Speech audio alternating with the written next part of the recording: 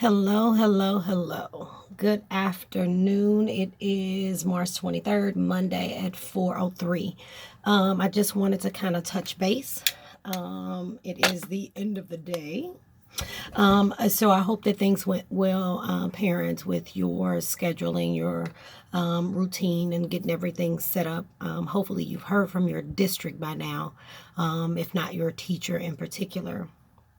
And until that happens, I know there's a little stagger in, when start times and we're doing professional development and all of that. But if all else fails, and until that happens, I strongly suggest, and pardon me, I'm kind of looking at my notes, work on manners. Please, thank you, may I, can I? They go a long way. Work on math and reading. Those are always some essentials that kids need. Try your best to limit the amount of recreational screen time. They're going to have more screen time probably than normal, being that they're out of the classroom and online learning. So make sure that the recreation is limited. Sorry, that was my phone. I don't know if you all can hear that. Anyway, make sure that they exercise, get some exercise things in. Might be some stuff on YouTube to look up and have them like do dances. Sometimes they have Xbox or whatever. And healthy eating. So try to make sure that we have some vegetables, fruit, well balanced meal. Reduce the Takis, the hot chips. Miss Kimberly hates hot chips. Nonetheless, so today I've reached out to a few of the families. I tried to I video chatted one, reached out to a few other ones. I've contacted teachers and support staff to help them meet those needs. A few things that came to mind is that one, life doesn't stop.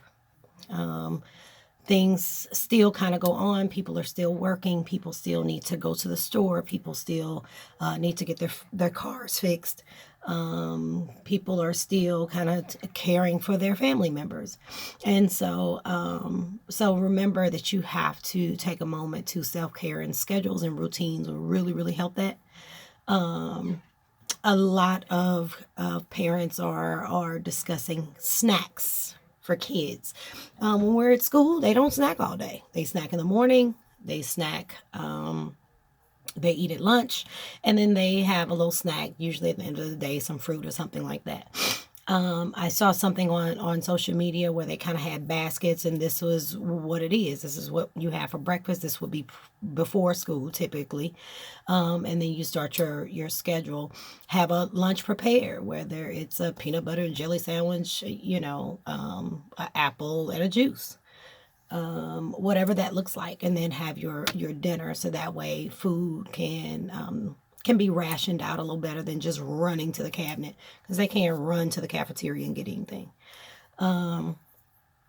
So you can also tie them to incentives. I saw something like that on social media where you can tie to incentives. So if they do so many worksheets or so many problems, or depending on how you're doing your distance learning, that once they do those things, then they could get a snack or something like that. If you are going to the store, I know they're running out of a lot of stuff at the store. Chances are they're not running out of school supplies. So by all means, I'm a pen and paper type of gal. So by all means, grab them some spiral notebooks and some pencils, pencil sharpeners, crayons, markers, coloring book, puzzles, things like that.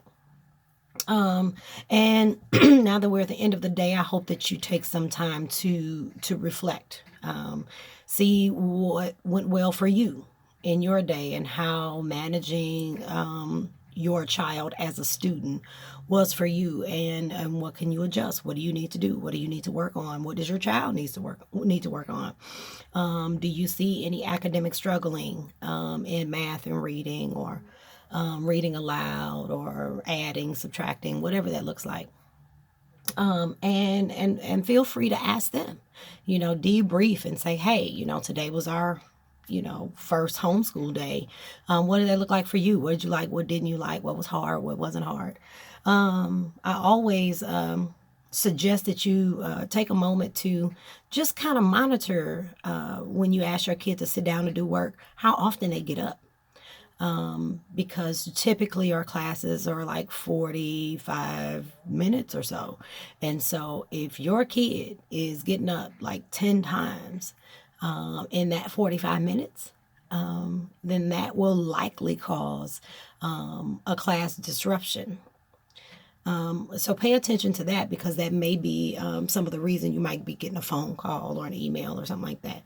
And so that now would be a good time to work on that, to see if we can work on that sitting stamina, and that reading stamina, and that math stamina. So before I go, I wanted to kind of give you a little skill set. So I usually teach my students to do what I call check your energy. And usually I can see them visually. I can observe that they are frustrated or not, or upset. And so I give them the tool called check your energy. So I'll start there. So I usually have them hold their hand here at their belly button. And then it's basically deep breaths for them, but it's also a visual for you. So for example, if your child is 8 years old, have them put their hand like this, place it at their belly button, and breathe. Breathe in, pinch, breathe out. And if they're 8, they should do that 8 times to start. If they're 12, 12 times. If they're 6, 6 times. You can always repeat. But it gives them a minute to kind of check their energy, to kind of change the place where they are, so that they're in a good place to have a conversation, or to get them to do what it is that you need them to do. Something that I acquired at a professional development recently is something called stirring. And so I've been working with my kids on that. It's also very good for adults, apparently. But a colleague and I attended a professional development, and they call it a stir. And so you do your hand like this, and you put it on your chest. I usually do it across instead of this. This is kind of awkward. So put it across from you. And for the child, I would teach them this when they are not upset. Give them the skill set so that when they are upset, you can begin to use it. So it's called the stir. So if they're a little mad, they can just stir a little bit. When they're starting to get upset, they can just kind of rub like that. When they're getting really upset and ready to holler, they'll start doing this. It almost looks like they're scratching. And so then you can kind of take the time and you can talk to them more in a whisper and a calm tone. You do that and talk to them, ask them about their energy. How are you feeling? Are you upset? Are you mad? Are you angry? Are you hurt? What happened? Talk to me and tell me, and have them continue to stir. And that will help you be able to identify how upset they are. What I've learned is that the faster they stir, the more angry they are. When they're ready to kind of put their hand down and they're calm, or they'll try to put their hand down initially, probably because it's not a skill set that they have. And so I usually try to kind of keep having them do that. One, because they're thinking about something else other than what they're mad about. And it gives you an opportunity. So, as you embark on this school at home concept, please make sure that before they get upset, that you do that. They should also know that you can do that. So when they keep saying, Mom, Mom, Mom, Mom, Mom, getting on your nerves, you could just do this and give them some instruction. So they'll know, okay, you're starting to get on my nerves. You're starting to upset me. I asked you to go in your room. I'm not going to keep asking you, right? And so you can show them, okay, this is business.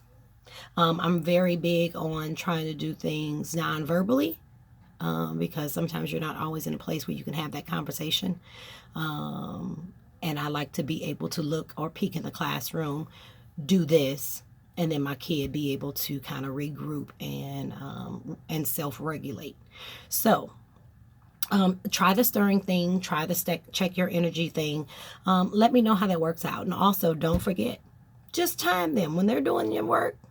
Time them for 45 minutes and just keep track, just little tally marks to see how often they get up. You can also do little tally marks to see how often they talk, or I don't know if you're having them raise their hand and calling you by the teacher's name, which might be a little positive intervention, but nonetheless, see how often they call out, because these are some of the behaviors that we might see in the classroom that are considered classroom disruptions.